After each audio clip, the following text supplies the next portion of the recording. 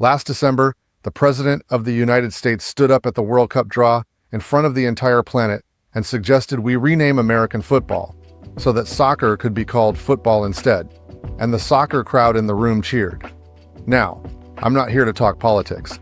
I'll just point out that this was a guy who, about 5 minutes earlier, got handed a peace prize by FIFA. So, you do the math on how he landed on that take. But here's why it matters to you.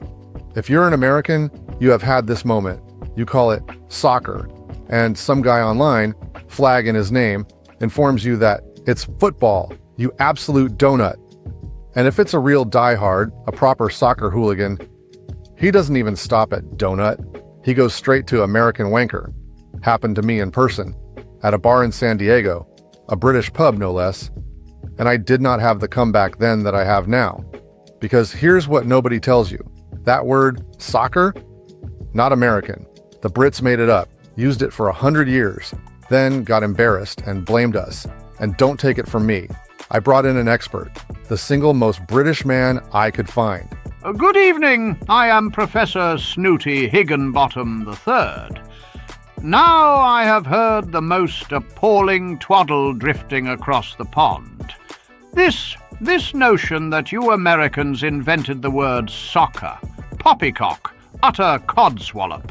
It was us, dear boy, the English. I do apologize.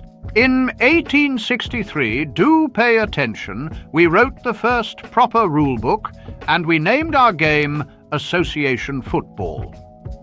Now, the finest young chaps at Eton, at Harrow, at Winchester had a frightfully clever little habit. They would shorten every word and slap an on the end.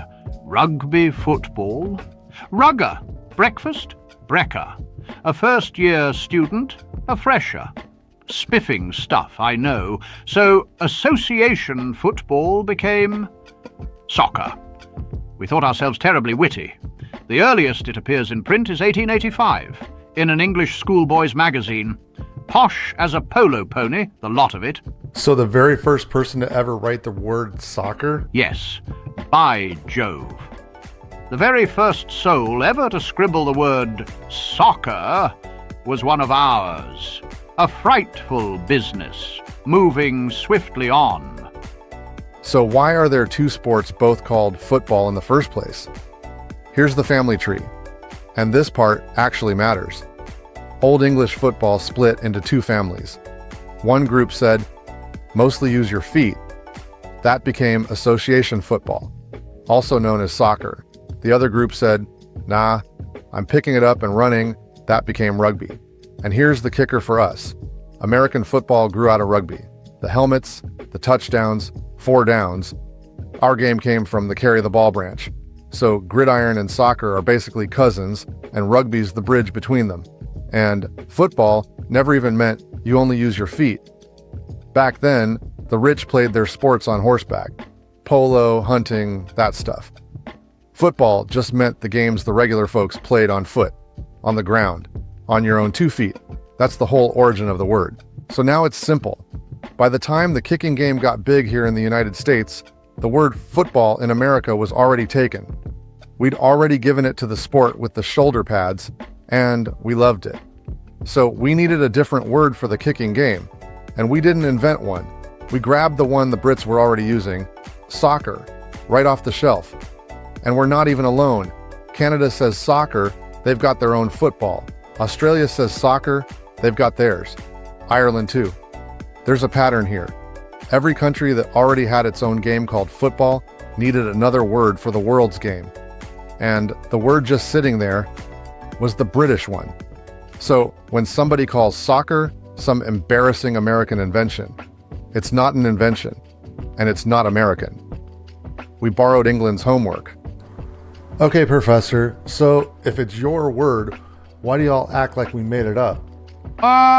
Yes, well, here is where it gets a touch embarrassing. You see, for most of the 20th century, we used the word soccer rather a lot, old boy. It was the refined word. The BBC said it. Our finest newspapers said it. Right the way into the 1970s and 80s. But pip, pip. So what happened? What happened, you ask? You happened. In the 80s, you Americans took up the word frightfully loudly, and we got our knickers in a twist. An economist measured the whole sorry business. The very moment your lot started saying soccer, we stopped. Did we abandon it because it was wrong? Good heavens, no. We abandoned it because you liked it. Petty? Oh, frightfully. A load of old codswallop. The lot of it. I'm terribly sorry about all this. So, next time a flag avatar hooligan calls you an American wanker for saying soccer, here's your move. You tell him, mate, you didn't just use the word soccer. You used it for 100 years. Your professors said it. Your BBC said it. You only got embarrassed the second we picked it up. And honestly, my personal theory, and this is just me talking, it was never about a word. I think they're a little scared. Because there's 330 million of us, and we have barely even tried at this sport. The day America takes soccer as seriously as the rest of the world does, somebody is getting their ass kicked every single World Cup. And it's not going to be us. Regrettably, maddeningly, the American is correct. Again. Oh, balderdash. I'm terribly sorry about all this. So who's right? Here's the answer. Nobody's wrong. The rest of the world calls it football because it's their football. We call ours football because it's ours.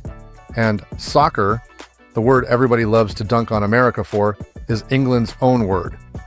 That England gave up. So the next time someone corrects you, you are not the one mangling the language.